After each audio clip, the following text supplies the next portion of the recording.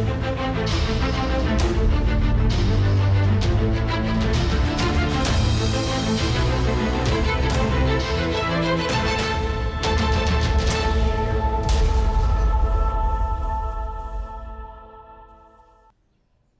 connaîtrez la vérité et la vérité vous rendra libre. Vous connaissez déjà le slogan de notre émission, c'est libéré, Jean 8, verset 32. Je vais toujours vous demander de rester scotché, de vous abonner. C'est la toute petite clochette en bas de votre écran à droite. Je vais vous demander toujours de rester connecté, de partager au maximum et on se revoit dans 2 petites secondes.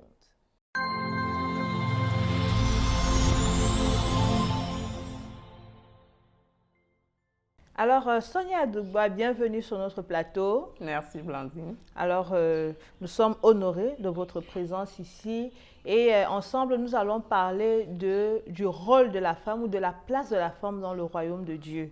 Alors, Sonia, vous êtes assistante de direction, vous êtes chef d'entreprise, vous êtes maquilleuse professionnelle, vous êtes maman et puis vous dirigez également le groupe Arise Group, ok, qui œuvre dans le leadership féminin. Est-ce que vous pouvez nous en parler un peu?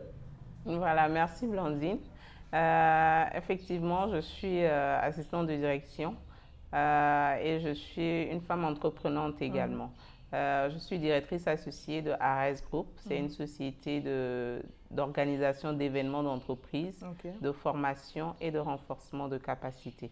Donc, personnellement, je suis consultante en leadership et excellence personnelle. C'est d'ailleurs la vision du groupe qui est de faire émerger de chaque être humain le meilleur. Donc, ce que nous faisons, c'est que nous avons 2 événements phares. Je vais d'abord parler de ça. Nous avons 2 événements phares.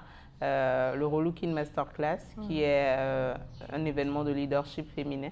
C'est une journée où nous avons d'abord un panel le matin sur différents thèmes.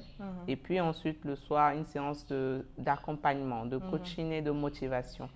Et ensuite, nous avons, pour accompagner cet événement, nous avons le Relook ta silhouette, qui est un team building sportif qu'on organise dans le même sens que le Relooking Masterclass, mais le Relook ta silhouette est plutôt ouvert à tout le monde, aux hommes comme aux femmes, où ce sont un après-midi de temps sportif qu'on fait, mais avec des jeux intellectuels pour encourager l'humilité, la patience, la rigueur, tous ces attributs de leadership là pour les renforcer à l'intérieur de nous.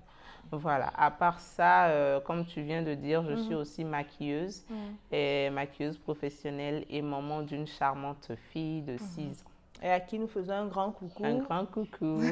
Alors, je pense que c'est même la volonté de Dieu qui a permis que vous puissiez être notre invité sur ce plateau pour parler de la place de la femme dans le royaume. Certainement, nous allons voir tout ce que Dieu peut faire au travers de la femme afin que son règne vienne. Amen. Ok. Alors, je vais vous poser clairement, on va mettre les pieds dans le plat. Vous pensez vraiment que le Seigneur avait d'autres projets? Il a d'autres projets pour la femme en dehors d'être l'épouse de quelqu'un, de procréer? Un peu comme, en fait, on connaît à peu près l'histoire d'Ève. Il a dit qu'il lui ferait une aide. Voilà, est-ce que le Seigneur a d'autres projets, aurait d'autres projets pour la femme en dehors de ça, en dehors d'être l'épouse de quelqu'un et de procréer? D'accord, merci pour la question. Bon, à mon avis, je pense que oui. Je pense que oui, le Seigneur avait d'autres plans pour la femme, étant donné que depuis la création, la Bible nous dit que le Seigneur a créé toutes choses pour un but. Et je pense que la femme aussi a été créée pour un but. Et quand nous voyons dans le livre de Genèse, je crois bien Genèse au chapitre 2, nous voyons que quand il a créé la femme à partir de la côte de l'homme, à son réveil, Adam a reconnu. Il a dit que celle-ci, je l'appellerai femme, c'est ça? Et Ève, comme on dit, Ève, nous tous nous savons que le nom là veut dire la source de vie. Donc, je pense qu'en tant que femme, nous sommes des sources de vie. Nous sommes des sources de toutes choses, c'est-à-dire que ce soit dans le domaine de l'entrepreneuriat, nous sommes des visionnaires. Nous sommes appelés à faire de grandes choses dans le monde, pas seulement dans le milieu chrétien, mais nous sommes appelés à impacter les sphères de la société. Voilà. Alors, donc, les femmes, il n'y a pas à peut-être limiter la femme au foyer dans lequel elle évolue. La femme a la liberté d'aller, vous avez parlé d'impacter les différentes sphères de la société. Exactement. Elle a la liberté d'aller, que ce soit dans la communication, même dans son foyer, au travers de ses enfants, l'éducation de ses enfants. Elle est appelée à avoir une influence positive, que ce soit dans le domaine de l'entrepreneuriat. Aujourd'hui, nous parlons beaucoup de vision, de découverte, de talent, de potentiel. Donc, elle doit vraiment s'affirmer au travers de ces différents talents, dons et passions qu'elle a. Voilà. Et en cela, il n'y a pas de concurrence, de compétition avec le rôle de l'homme? Non, parce qu'à la base, je dirais que si nous comprenons vraiment le rôle de la femme en tant que pilier dans son foyer, je ne pense pas qu'il y ait une compétition particulière, mais plutôt une complémentarité avec son mari. Voilà. Ok, d'accord. Alors, quelles seraient les qualités bibliques propres à la femme qu'on gagnerait à répandre aujourd'hui? Vous voyez que... je le dis parce que quand on observe la femme aujourd'hui, nous regardons dans les médias, nous voyons les jeunes femmes dans des vidéogrammes, elles sont presque dénudées, nous avons des abus ça et là, nous parlons de l'esclavage, des différents viols répétés au niveau de la Libye. Nous avons tellement de choses, des femmes qui s'adonnent à tellement de choses et tout, des valeurs. De plus en plus, nous avons des femmes... que nous prenons, qui sont auteurs de crimes, ça et là, de plus en plus. Il y a une chute, n'est-ce pas, dans les mœurs, et c'est vraiment différent de l'image que de la femme dont on parlait il y a quelques décennies aujourd'hui. Alors, est-ce qu'il y a des valeurs bibliques qui sont propres à la femme, qui vont nous aider aujourd'hui à peut-être corriger le pas qui est en train de se faire? Exactement. Quand nous voyons un peu dans le livre de Proverbes 31, à partir du verset 10, là, les qualités de la femme ont été relatées en long et en large. La Bible nous parle de la femme vertueuse. Vertueuse, en hébreu, on peut dire que c'est une kaïl. Une kaïl, c'est une femme forte, une femme qui a beaucoup de vertus, qui a beaucoup de valeurs. Et qui connaît en fait son identité. Et là, nous pouvons relater que dans le livre de Proverbes, comme je disais tantôt, on voit que c'est une femme qui a confiance en elle. C'est une femme qui a confiance en elle, c'est une femme qui a du discernement, c'est une femme qui est productive, qui entreprend, c'est une femme qui a une parole de sagesse. Quand elle ouvre la bouche, elle l'ouvre avec sagesse. Donc, je me dis que à nous les femmes de cultiver, de tendre vers cette amélioration. Nous ne sommes pas parfaites. La femme n'est pas parfaite. Si on dit de toi que tu es une femme vertueuse, cela ne veut pas dire que tu es parfaite. Non. Mais nous devons continuellement faire l'effort de tendre vers cette perfection-là.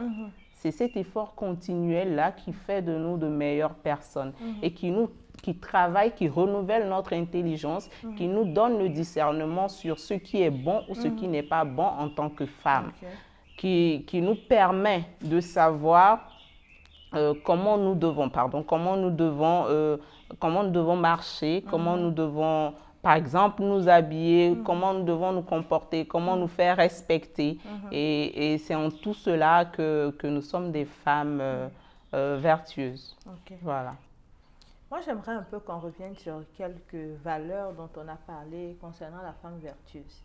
J'ai lu dans la Bible qu'elle se réveille avant qu'il fasse jour. Voilà, on dit, elle examine un champ, elle l'achète.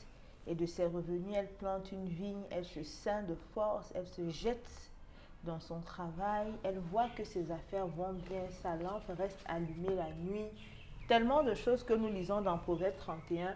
Alors, je me demande si quelque part, ce n'est pas un modèle qu'on essaye de répéter aujourd'hui quand on voit par exemple des femmes qui portent toute la charge par exemple d'une famille à tel point que on voit que de plus en plus des femmes arrivent à bâtir une famille sans avoir besoin d'un homme ou alors il est là peut-être juste pour servir la procréation, mais elles prennent sur elles toutes les responsabilités. Et nous avons même aussi le phénomène de gigolo dont on parle qui est en train de se répandre. Ok, parce que de plus en plus, on voit des femmes qui prennent le devant, qui jouent le rôle de femme, qui jouent le rôle d'homme, qui jouent tous les rôles possibles et puis les hommes sont là comme la cerise sur le gâteau. Est-ce que c'est un modèle véritablement? Est-ce que c'est une bonne compréhension de ce qui est dit dans Proverbe 31? Voilà, merci Blandine. Je pense que sur ce fait-là, c'est vrai qu'aujourd'hui, on rencontre beaucoup plus de femmes actives qui sont vraiment multitâches, comme on le voit ici dans le Proverbe 31. Mais de façon personnelle, je ne pense pas que dans la pensée de Dieu, c'est que la femme puisse être seule à supporter le foyer, dans ce sens que l'homme ne fait rien et que c'est elle seule qui se bat pour tout faire.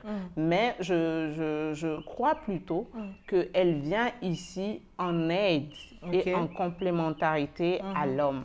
Si nous voyons très bien, la Bible nous dit que en fait, son mari, au verset 23, que son mari est considéré aux portes lorsqu'il siège avec les anciens du pays. Ce qui veut dire que, quelque part, l'homme, il a aussi son travail qu'il fait. L'homme aussi a sa vision qu'il accomplit en fait. Il a un rôle qu'il joue. Il n'est pas juste là et que c'est la femme qui sort, un figurant. Comme tu as parlé de gigolo, tout ça là, il n'est pas là juste pour procréer, coucher avec la femme et tout. Mais il est aussi dans sa vision. Il est aussi sur le chemin de sa destinée. Et la femme aussi joue son rôle en l'aidant sur ce chemin-là. Ok, donc il n'est pas question de supplanter le rôle de l'homme. Exactement. Ok, d'accord, merci. Exactement. Alors, est-ce qu'on peut parler de quelques modèles, quelques personnages dans la Bible dont les qualités, dont la vie, dont le témoignage pourrait être une inspiration pour aujourd'hui la femme rurale, parce qu'aujourd'hui nous avons, vous et moi, l'opportunité d'avoir ces enseignements, d'avoir ces séminaires et tout, mais quels sont les exemples qu'on peut prendre pour inspirer la femme rurale qui n'a pas toujours accès à un certain nombre de formations? Qu'est-ce qu'on peut prendre comme personnage dans la Bible pour influencer la jeune femme, la jeune fille aujourd'hui qui est plus, qui a tendance à être plus formatée par ce qu'on voit dans les médias, par la mode, par tout ce qui se passe un peu partout dans le monde? Oui. Voilà, merci. Dans la Bible, nous voyons beaucoup de modèles. Nous voyons beaucoup de modèles très inspirants des femmes leaders. Je peux citer tantôt Déborah dans son rôle de juge. On voit que Déborah, c'est un peu un modèle comme dans Proverbe 31. Elle était non seulement femme au foyer, elle était juge, elle était prophétesse, ce qui veut dire qu'elle gérait beaucoup de choses à la fois. Donc, nous avons aussi Ruth.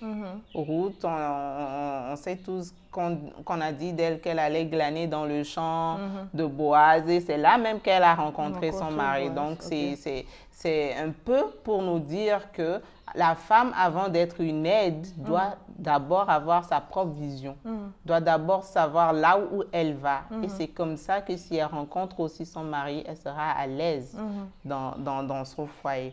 Et on a aussi parlé de Rahab, qui a commencé en tant que prostituée. C'est aussi le moment d'adresser un message aux jeunes filles peut-être qui sont encore là, qui errent, qui ne veulent rien faire et qui sont peut-être dépendantes des hommes et tout. Avoir ce modèle-là. Elle a commencé comme prostituée, mais elle n'a pas terminé comme prostituée. On voit en elle un modèle de foi. Par le fait qu'elle a pu héberger les espions que Josué avait envoyés sur la terre de Canaan, je crois bien. Donc, ça, ce sont des femmes leaders dont on peut s'inspirer et vraiment chercher à bâtir quelque chose de bien dans la vie.